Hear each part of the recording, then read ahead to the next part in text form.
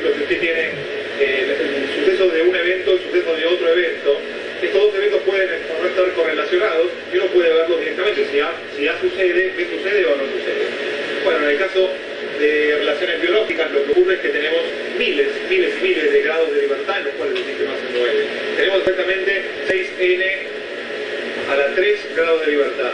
Este tipo de análisis multivariados de frecuencia nos permite reducir la cantidad de grados de libertad por las cuales tiene un sistema para sacar los componentes que tienen mayor peso en el outcome total.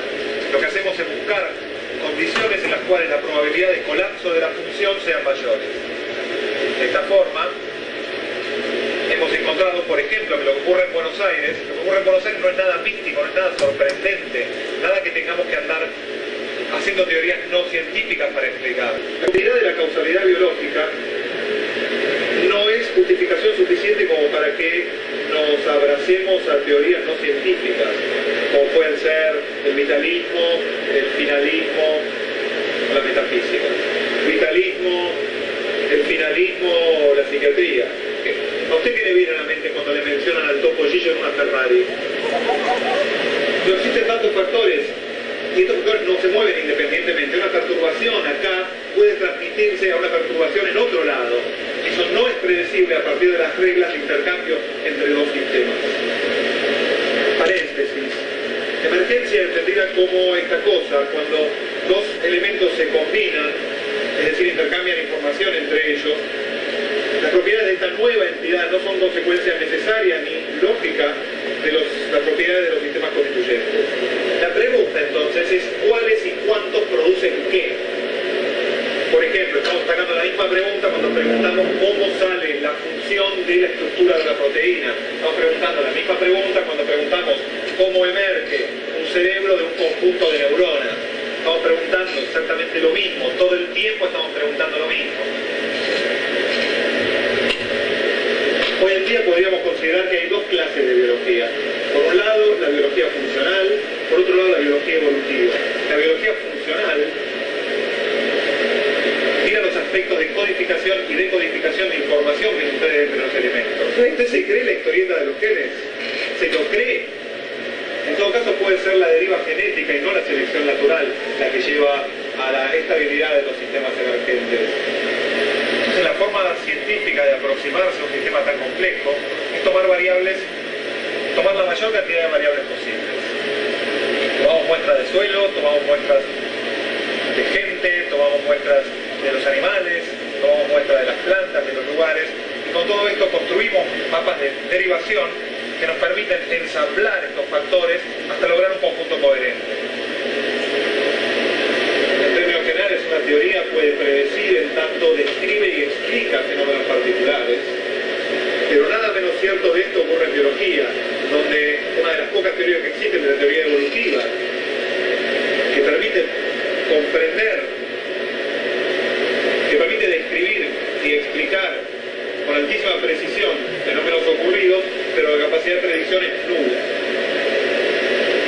Excepto para cosas triviales, con argumentos circulares, como el individuo mejor adaptado va a dejar mayor descendencia. Sabe que la mayoría de las cosas que hacemos los científicos no tienen sentido.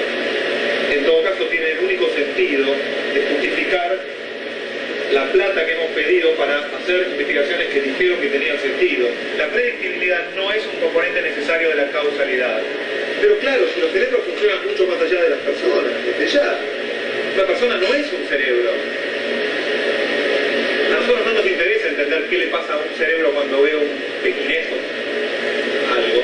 El estudio de un cerebro solo carece totalmente de sentido. Lo que nos interesa es qué le sucede a la red de cerebros, de estómagos, de brazos, de penes, cuando suceden este tipo de acontecimientos. Es que un cerebro humano hoy en día procesa muchísima más información que la que lo hacía cualquier análogo hace 500 años, con el consecuente decremento entrópico asociado. Ya ha sucedido hace un par de años, ya viene sucediendo en el ámbito económico hace un par de años, y hoy en día lo vemos en el ámbito social y científico particularmente. En Buenos Aires se ha roto la dependencia entre la explicación y la predicción. Determinación, en este caso, no es la falta de causa, sino su impredictibilidad. Lo que sucede en Buenos Aires, en este caso, es que es un punto metaestable, es un punto de lo que llamamos de discordancia. Buenos Aires está en un punto de inflexión histórico. Déjeme dar un ejemplo de la dualidad de estos códigos. Una calandria puede ser criada en un nido de golondrinas o en un nido de gorriones, por ejemplo. Sin embargo, cuando crece y se independiza, se junta con otras calandrias. No hace la vida de un gorrión. Un ganso, cuando rompe el huevo, se apega a lo primero que pasa caminando por ahí. Y así va a seguir toda su vida. ¿Qué es lo que se codifica? ¿Qué es lo que está codificado en ambos casos? En un caso es la gestalt emergente de un sistema y en el otro caso lo que está programándose es la capacidad de quedarse inscriptado en una gestalt determinada. La analogía del cerebro como computadora no nos lleva más allá del patio trasero del conocimiento. Lo que resulta de este tipo de análisis multivariados, y una de las cosas más salientes que hemos podido reducir en los últimos tiempos, es que en Buenos Aires actualmente ocurren fenómenos particulares que no tienen parangón en ningún lugar otro del planeta.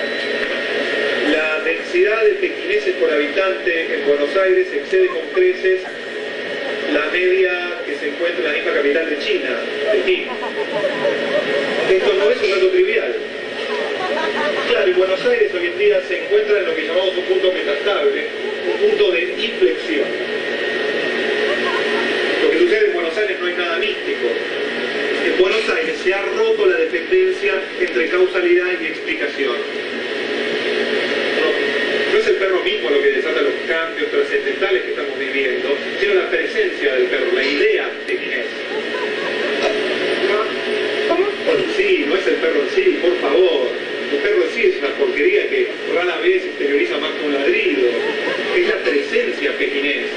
No es que el pequinés sea algo mágico ni algo particular, sino que es aquello que le sucede al cerebro humano funcional cuando ve un pequinés, cuando ve la representación pequinés.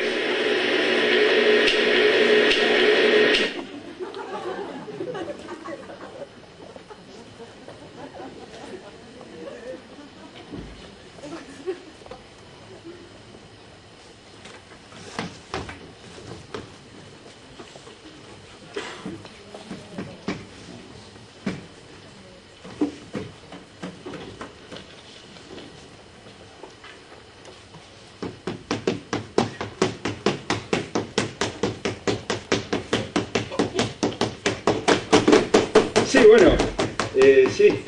Buenos Aires Piensa es un lugar que, digamos, junta a un montón de gente inteligente para discutir qué es el pensamiento en tanto piensa la gente inteligente. Igual acá ya medio como que estamos haciendo como una presunción, pero bueno, digamos, en Buenos Aires Piensa hay un montón de gente inteligente. Y bueno, ahí... ¿Qué se representa cuando se representa una persona inteligente? Yo me acuerdo siempre de Sherlock Holmes. Seguro algunos acá deben tener así como una afinidad, ¿no? También con esta idea. Un tipo inteligente es Sherlock Holmes. Un capo. ¿No? Un tipo, digamos, que veía pasar a una persona caminando y te decía, mirá, ahí va un exteniente retirado de la Marina inglesa, 2 veces divorciado, y que le pegaron un tiro del cual zafó bastante bien, pero sin embargo todavía tiene ciertos problemas para ir al baño. Es asombroso Sherlock. Un tipo inteligente, tremendamente inteligente, una capacidad de deducción. Sin embargo, hay una anécdota, ¿no? Hay una anécdota con Sherlock. El primer libro que escribe Sir Arthur Conan Doyle, el autor de Sherlock Holmes, donde presenta al personaje, se llama Estudio en Rojo o Estudio en Escarlata. Y ahí en las primeras páginas, ahí donde el Dr. Watson nos está contando sobre este personaje tan particular, se sorprende durante una conversación de que Sherlock Holmes no sabía que la Tierra giraba alrededor del Sol. Watson, obviamente lo que todos diríamos, un tipo tan inteligente como usted y no sabe eso. Y entonces Sherlock Holmes explica, el cerebro tiene una determinada capacidad de adquisición de información. Y a la hora de hacer aplicación práctica de esa adquisición, si el cerebro está saturado, está lleno de información irrelevante, le cuesta más poner en práctica ciertas cuestiones, ¿no? Por lo tanto, Sherlock Holmes se expone a sí mismo en ese momento como un administrador de su capacidad cerebral. Es decir, Watson se entera ahí que Sherlock Holmes conoce todos los tipos de impresiones de pies en el piso que existen en la clasificación de, no sé, de Oxford. Pero se entiende a lo que voy, ¿no? La tiene muy clara ahí. Y sin embargo no sabía quién era Copérnico, ¿sí? Cosa que, si a nosotros nos pasara, no seríamos personas inteligentes. En cambio, Sherlock Holmes le pasa y Sherlock Holmes sigue siendo una persona muy inteligente. Es más, lo puedo seguir afirmando. Por eso tenemos, ¿por qué Holmes? Porque es inteligente, ¿sí? Entonces le tenés que preguntar, ¿por qué no sabe de Copérnico? Y Holmes dice, por eso, para mejor administrar. Por lo tanto, así como nosotros para mejor administrar nuestros riñones hacemos caca con gran parte de la comida, Sherlock Holmes hacía caca con un montón de cosas que le entraban en el cerebro. Hacer caca con las cosas que entran en el cerebro comúnmente se llama olvidar. ¿Sí? Me lo olvido, es información que no poseo y por lo tanto que no estorba en el ámbito de la información que considero útil. Bien, nosotros en breve nos vamos a preguntar qué pasa cuando no puedo ir de cuerpo. ¿Qué pasa cuando la información me traspasa de tal manera que no la puedo desechar, que no la puedo olvidar? Porque Sherlock Holmes, y con esto me retiro, nos ha hecho culpables. Nos ha hecho culpables no de ser inteligentes o no, sino de ser malos administradores con lo que tenemos en la cabeza.